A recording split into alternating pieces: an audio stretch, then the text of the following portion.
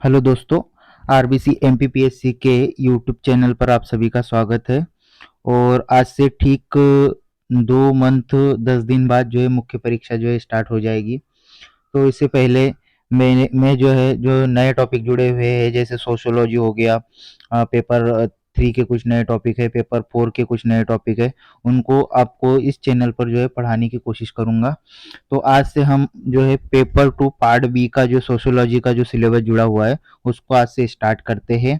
और सबसे पहला जो है हमारा जो सबसे पहला आज का जो टॉपिक रहेगा वो थोड़ा सा बेसिक रहेगा, और परिवार के बारे में हम आज यहाँ पे हम डिस्कशन करेंगे। तो आइए स्टार्ट करते हैं। सबसे पहले समाजशास्त्र की आधारभूत संकल्पना। तो समाजशास्त्र की आधारभूत संकल्पना में हम देखेंगे कि समाजशास्त्र क्या होता है। ठीक है, समाजशास्त्र का थोड़ा बहुत बेसिक नॉलेज। साथ में हम देखेंगे कि परिवार क्या होता है, परिवार की विभिन्न विद्वानों द्वारा परिभाषाएं दी गई है वो क्या होती है।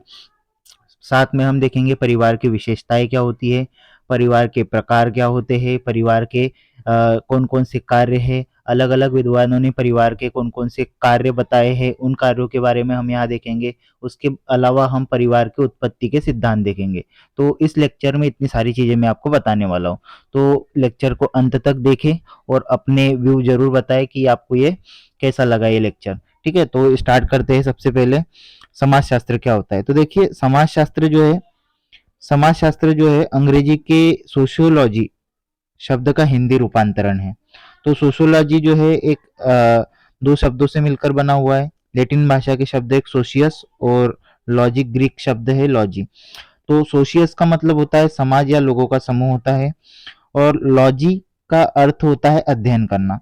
तो इस समाजशास्त्र जो शब्द का जो अर्थ हो जाएगा वो हो जाएगा समाज या लोगों के समूह का वैज्ञानिक दृष्टिकोण से अध्ययन करना। तो समाजशास्त्र क्या हो जाएगा, समाज का या समाज के लोगों का या लोगों के समूह का जो है वैज्ञानिक दृष्टि से अध्ययन करना ही क्या कहलाएगा, समाजशास्त्र कहलाएगा। तो आई होप ये आपको इतना समझ में आ गया होगा। फिर हम आगे बढ़ते हैं।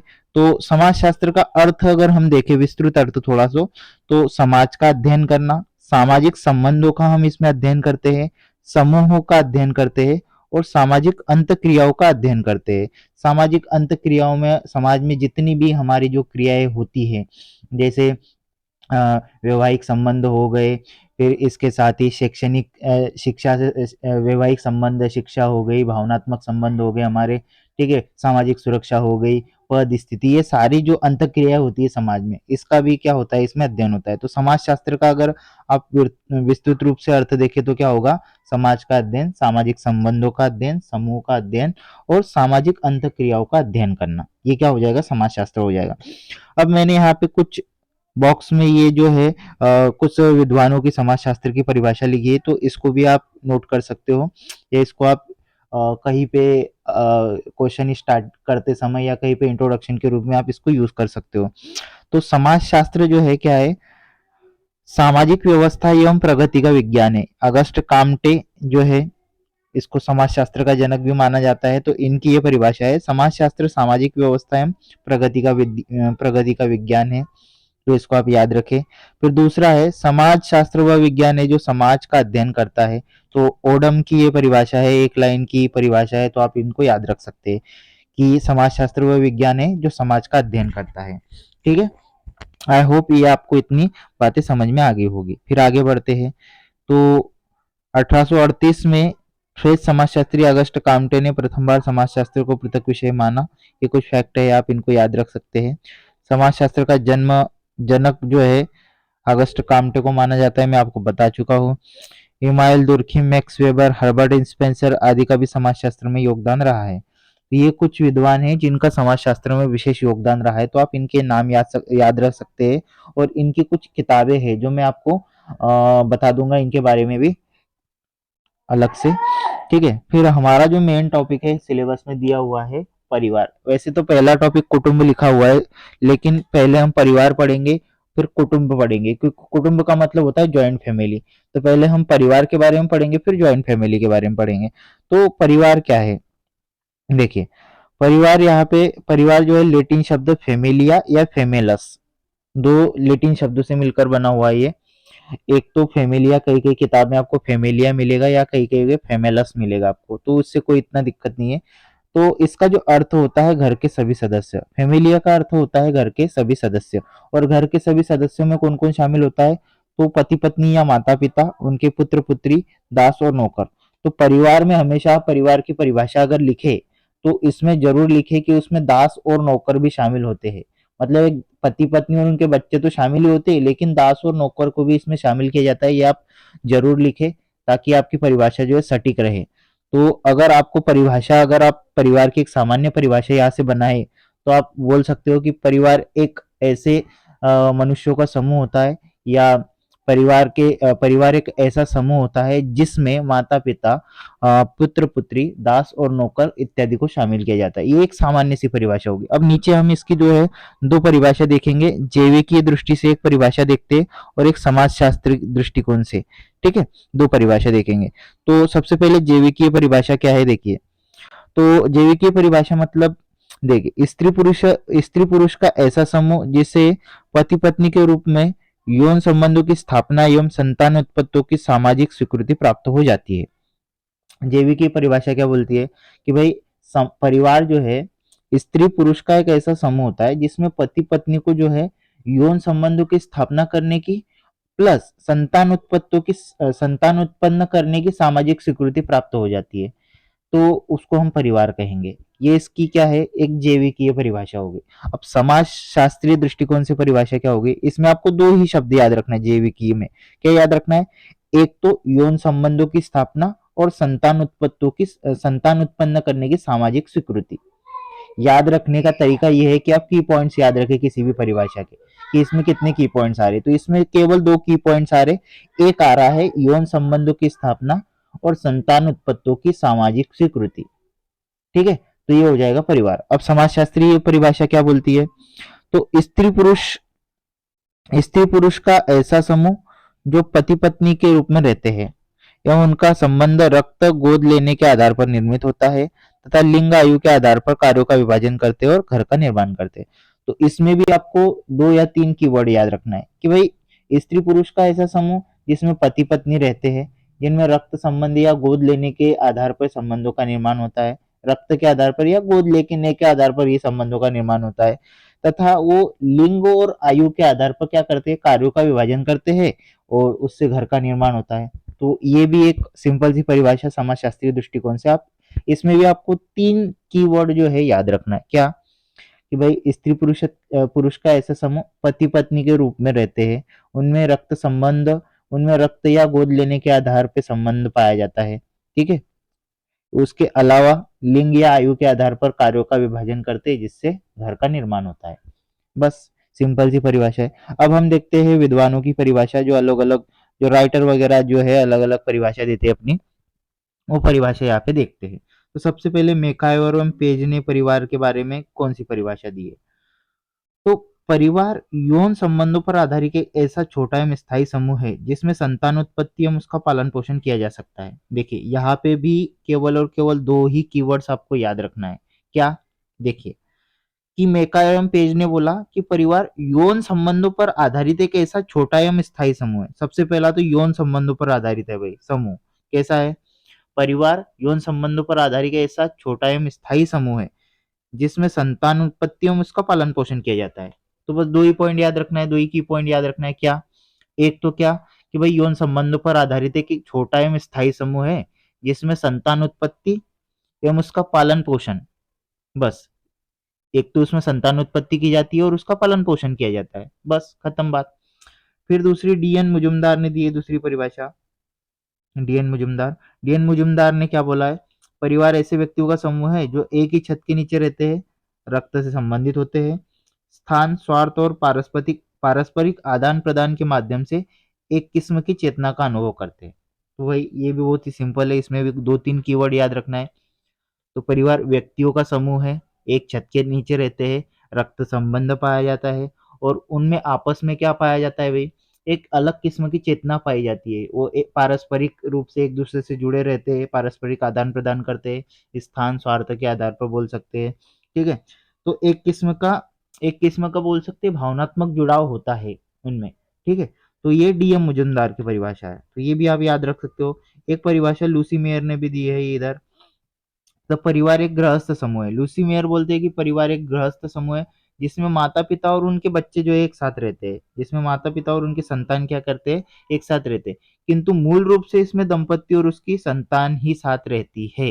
ये भी आपको याद रखना है कि लूसी मेयर बोलते हैं कि परिवार एक गृहस्थ समूह है जिसमें माता पिता और उनकी संतान रहती है, किंतु मूल रूप से इसमें दंपति और उसकी संतान ही साथ रहती है। ये आपको याद रखना है। तो ये 3 स्टैंडर्ड डेफिनेशन आप परिवार की याद रख सकते हो।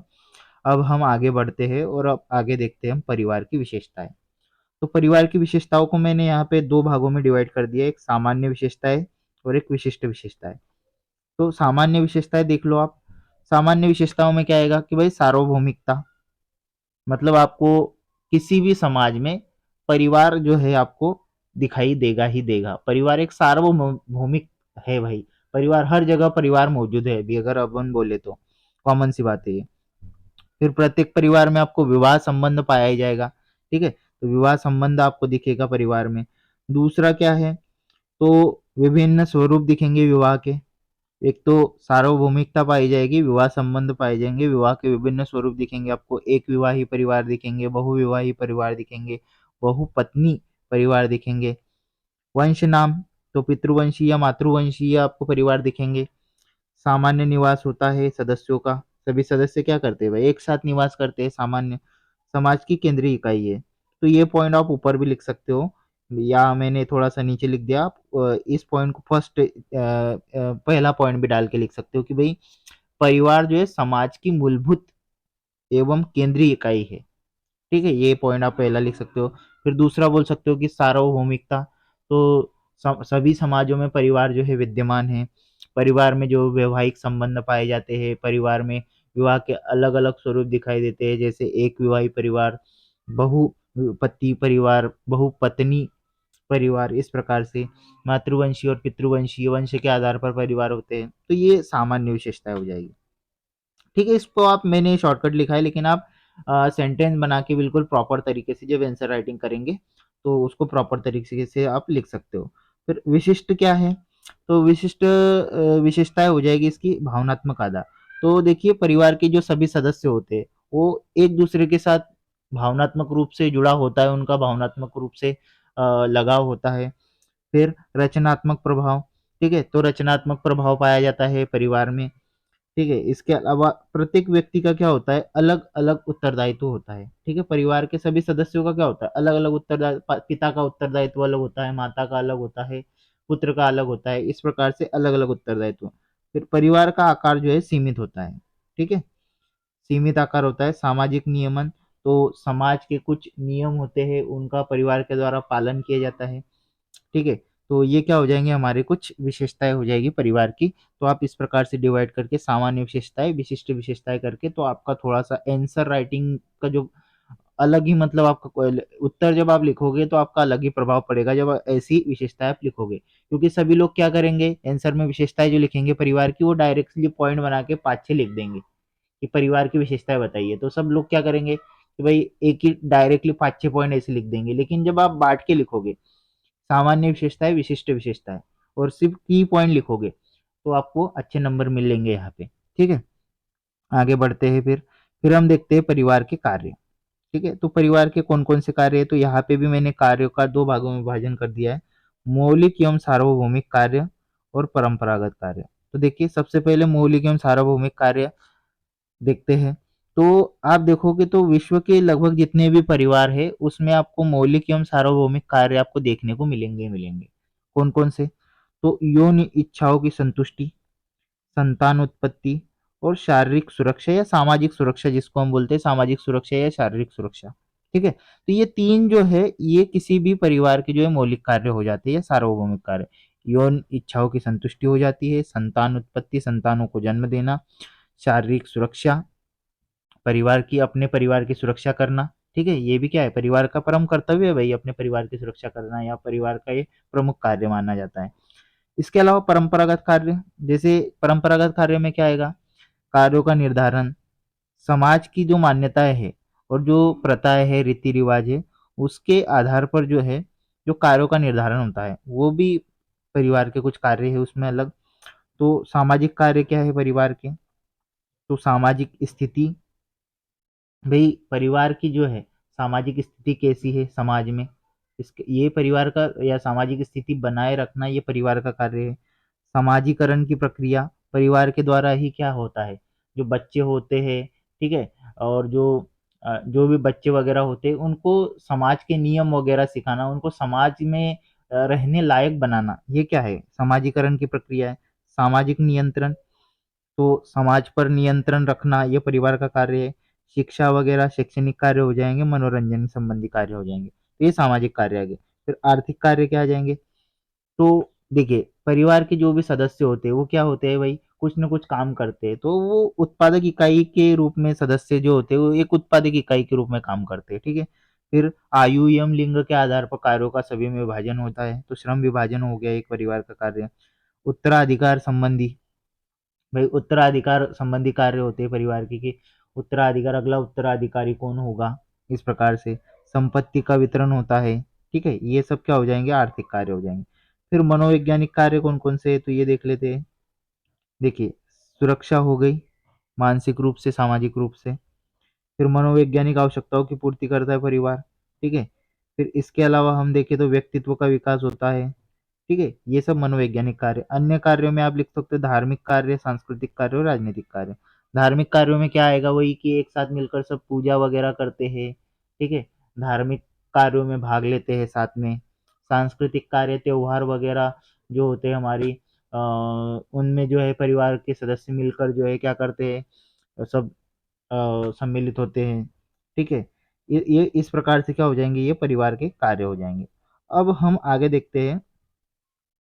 ब्रीस्ट्रीट ने जो है परिवार के कार्यों को जो है 2 भागों में विभाजित किया है। तो ये ऐसा क्वेश्चन अगर बहुत टफ पेपर आ जाए तो ऐसा क्वेश्चन बन जाएगा कि भई ब्रीस्ट्रीट के अनुसार परिवार के कार्य बताइए। तो फिर आप फँस जाओगे, तो थोड़ा-सा यहाँ पे आप ध्यान रखें कि ऐसा भी कोई क्वेश्चन आ सकता है, क्योंकि भई हो सकता है अभी नहीं आई है, अभी सिंपल पेपर आ जाएगा, लेकिन भविष्य में ऐसे क्वेश्चन आने की संभावना रहेगी जब तक सिलेबस अब चेंज होगा नहीं तब तक। इसलिए हमको अभी से ही तैयार रहना है कि भाई पीएससी कैसा भी क्वेश्चन पूछे, हम उसके लिए रेडी हैं।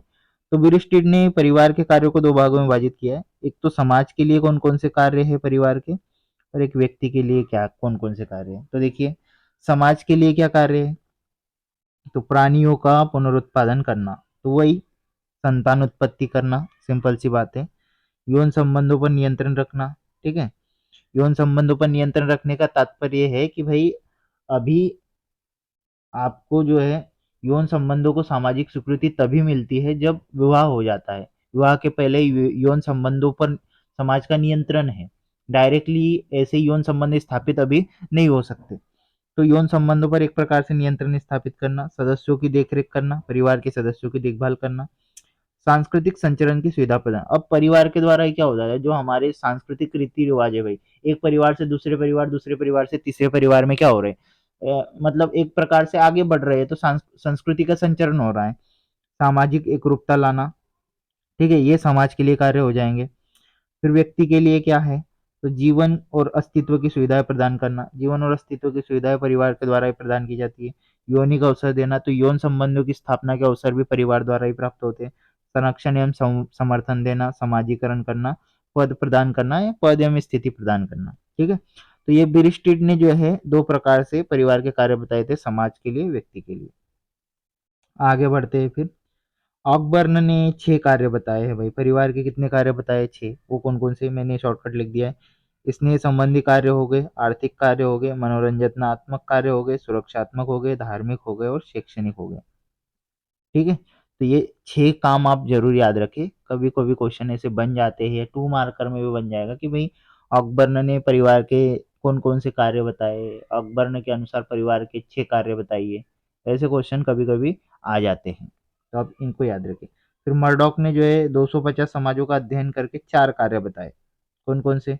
यौन संतुष्टि, प्रजनन, आर्थिक तथा शैक्षणिक कार्य। तो ये भी आप याद रखें कि मर्डॉक ने जो है भाई 250 से ज़्यादा जो है समाजों का अध्ययन किया और उनमें पाया कि भाई 4 सार्वभौमिक कार्य जो है प्रत्येक परिवार में पाए जाते हैं। कौन-कौन से? तो यौन संतुष्टि हो गया, प्रजनन हो गया, आर्थिक हो गया और शैक्षणिक हो गया। ये 4 कार्य जो है मर्डॉक ने बताया। फिर हम आगे बढ़ते हैं। फिर यहाँ पे है, हम अब परिवार के प्रकार देख लेते हैं कि भाई परिवार कितने प्रकार के हो सकते हैं, तो उनका वर्गीकरण है परिवार का। तो सबसे पहला है सत्ता के आधार पर। तो सत्ता के आधार पर आपको दो प्रकार के परिवार देखने को मिलेंगे, एक मातृसत्तात्मक और एक पितृसत्तात्मक। अब मातृसत्तात्मक का मतलब क्या है कि ऐसा परिवार जिसमें भाई परिवार के जो परिवार के जो निर्णय है या परिवार के जो भी डिसीजन है वो माता के द्वारा या स्त्री के द्वारा, माता के द्वारा या बहू के द्वारा भी हो सकता है, ठीक है, उसके द्वारा लिए जाते हैं, या सत्ता जो है माता या पत्नी के हाथों में हो, ठीक है, और परिवार के सभी कार्यों पर क्या है माता का नियंत्रण हो, तो ऐसे परिवार को बोलेंगे मातृसत्तात्मक परिवार। पितृसत्तात्मक का अर्थ ये है कि भाई समाज का जो मुखिया, सॉरी समाज नहीं, परिवार का जो मुखिया होगा वो कौन होगा, पिता होगा, और उसके जो सभी निर्णय होंगे, परिवार की जो सत्ता होगी उस परिवार की पिता के हाथों में होगी, या जो बोल सकते हैं कि भाई जो बुजुर्ग व्यक्ति होता है परिवार का उसके हाथों में होगी, पिता के हाथ में, या सर्वोच्च अधिकार पिता के हाथ में होंगे, तो ऐसे परिवार को पितृसत्तात्मक परिवार बोलेंगे। फिर विवाह के आधार पर परिवार देखिए, तो विवाह के आधार पर परिवार आपको तीन प्रकार के दिखाई देंगे, एक विवाह, बहुपत्नी और बहुपति। एक विवाह परिवार का मतलब है कि जिसमें एक पति और एक पत्नी हो, ऐसे परिवार को एक विवाही परिवार बोलेंगे। बहुपत्नी विवाह मतलब एक ही समय में एक व्यक्ति एक से अधिक स्त्रियों से अगर शादी करता है, एक ही समय में एक व्यक्ति अगर एक से अधिक स्त्रियों से शादी करता है, तो ऐसे परिवार को बोलेंगे बहुपत्नी परिवार, ठीक है।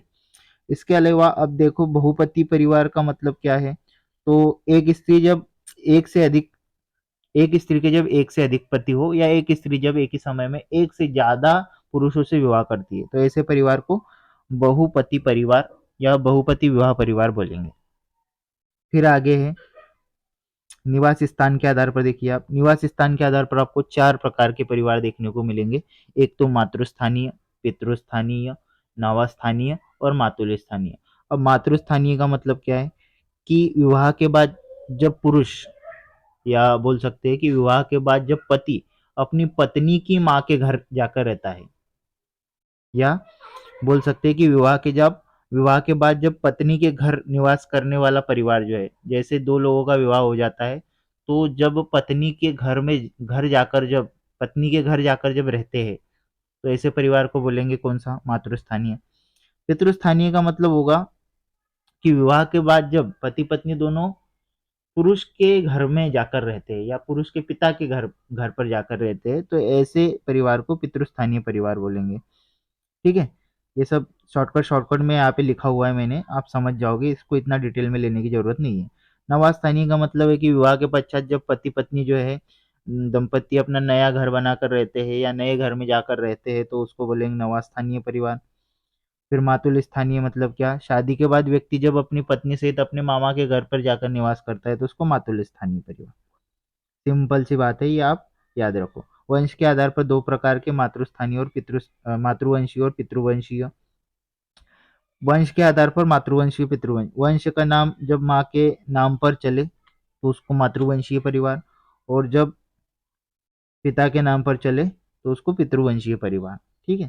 फिर आगे है संख्या के आधार पर। संख्या के आधार पर दो प्रकार के देखने को मिलेंगे, एक केंद्रीय परिवार और एक आपको संयुक्त परिवार, सॉरी, एक केंद्रीय परिवार और एक आपको देखने को मिलेगा संयुक्त परिवार। एक मिनट,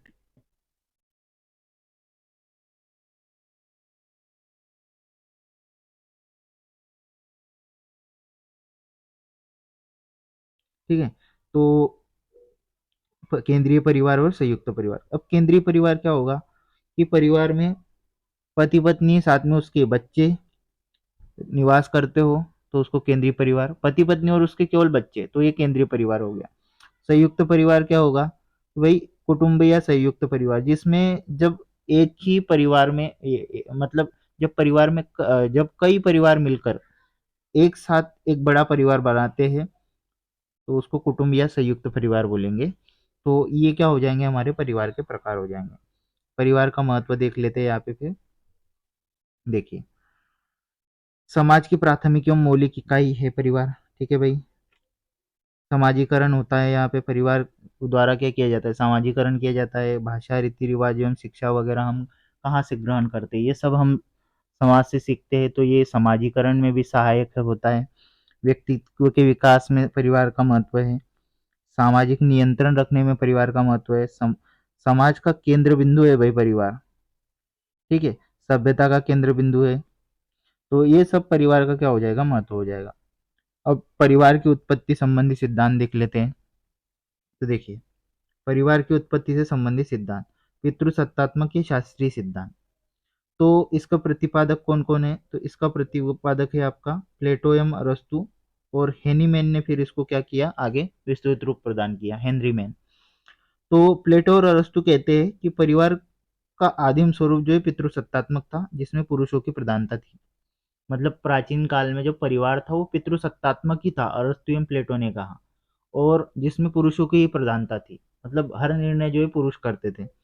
लेकिन परंतु 1861 में सर हेनरी मैन ने बताया कि परिवार का स्वरूप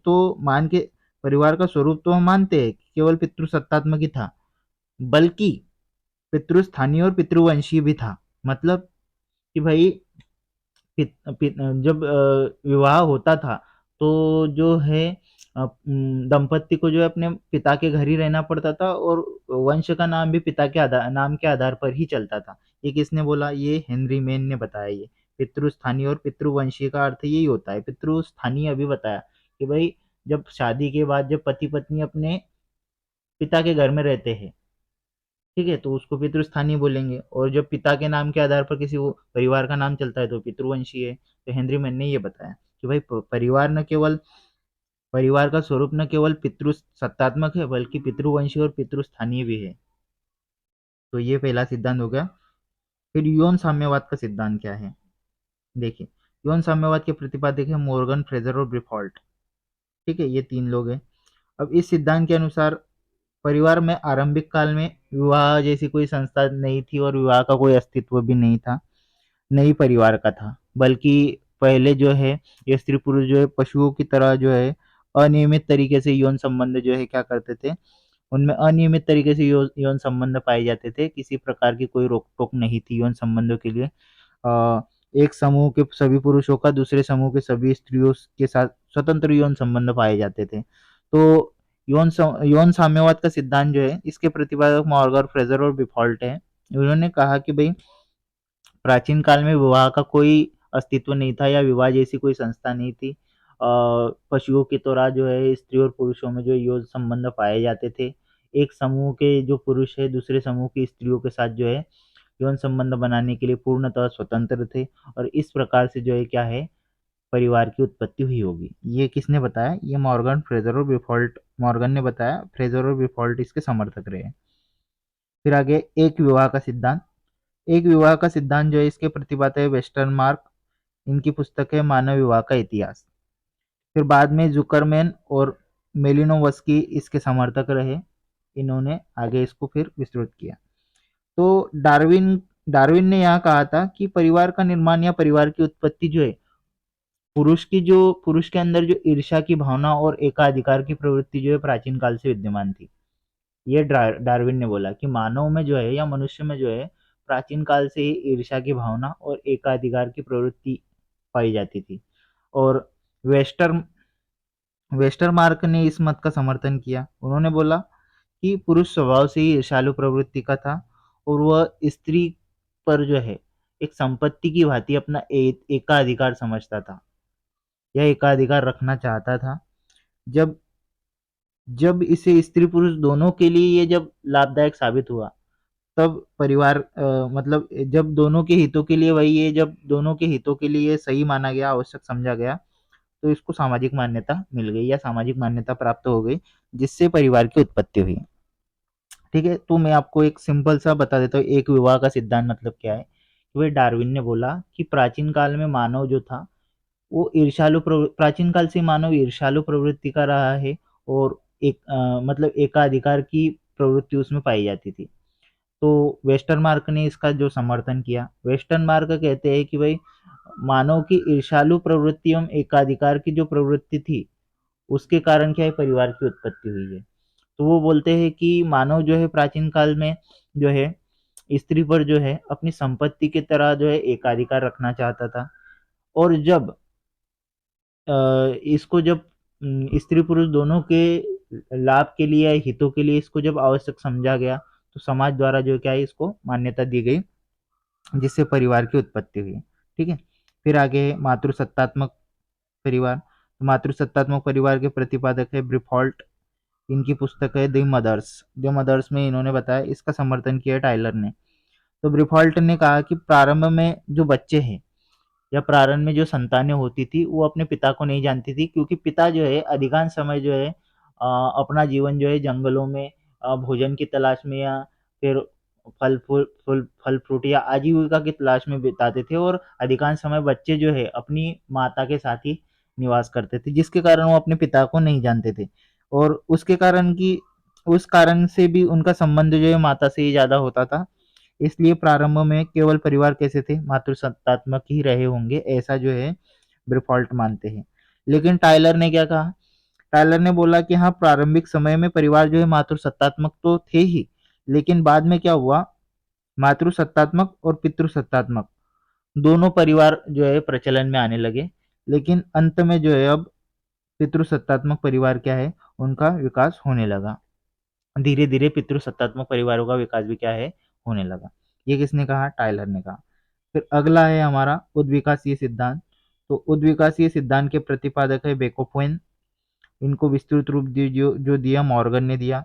अब बेकोफोन ने जो है परिवार की उद्विकासीय क्रम को जो है 4 चरणों में बताया है, 4 क्रम बताए इसने कि भाई सबसे पहले जो है यौन संबंधों की स्थिति हुई होगी, यौन संबंधों की स्थिति। फिर उसके बाद जो है बहुपति विवाह परिवारों का निर्माण हुआ होगा। फिर बहुपत्नी विवाह है। बहुपति विवाह का विवाह परिवार कैसे बने होंगे, क्योंकि प्राचीन समय में क्या है, स्त्रियों के गर्भपात वगैरह या बोल सकते थे है पुत्र को ज्यादा मान्यता, मतलब पुत्र को ज्यादा मानते थे लोग, इसलिए लड़कियों का जो है भ्रूण हत्या वगैरह या लड़कियों को मार देने की प्रथा बहुत ज्यादा थी। इसके कारण एक ही स्त्री को जो है बहुत सारे लोगों से विवाह करना पड़ता था, इसलिए बहु विवाह परिवारों का जो है ज्यादातर उसमें देखने को मिलती है। फिर बहुपत्नी विवाह का प्रचलन, जब कृषि वगैरह का प्रचलन शुरू हुआ, तो खेतों में काम वाम करने के लिए एक पुरुष जो है कई स्त्रियों से विवाह कर लेता था, तो बहुपत्नी विवाह की प्रथा प्रचलित हुई। फिर उसके बाद आया एक विवाह परिवार, और अंत में जो है उन्होंने बताया कि भाई एक विवाह परिवार की, फिर या लास्ट में आपको नहीं दिख रहा है, या एक विवाह लिखा हुआ है, एक विवाह परिवार, ये बहुपत्नी विवाह परिवार है और ये एक विवाह परिवार है। तो ये यहाँ पे लास्ट में आप लिख लेना एक विवाह परिवार। तो दोस्तों, ये था हमारा आज का लेक्चर, जिसमें मैंने आपको परिवार के बारे में सारी डिटेल्स बताई है। इसके अलावा आपको कुछ भी पढ़ने की जरूरत नहीं है। इसके अलावा इससे पूछने की भी कुछ भी नहीं पूछ सकता, इसके अलावा और कुछ नहीं पूछ सकता। परिवार पढ़ लिया, परिवार की परिभाषाएं पढ़ ली, परिवार की विशेषताएं पढ़ ली, परिवार के कार्य पढ़ लिए, परिवार के प्रकार पढ़ लिए, परिवार के सिद्धांत, उत्पत्ति के सिद्धांत पढ़ लिए। इसके अलावा किसी बुक में आपको कोई भी मटेरियल एक्स्ट्रा नहीं मिलने वाला है, तो आप इसको ध्यानपूर्वक देखिए और इसको नोट्स बना लीजिए। इसकी पीडीएफ मैं आपको टेलीग्राम चैनल पर अभी डाल दूंगा। टेलीग्राम की लिंक आपको इस चैनल के डिस्क्रिप्शन बॉक्स में मिल जाएगी। तो वीडियो देखने के लिए बहुत बहुत धन्यवाद। Thank you so much.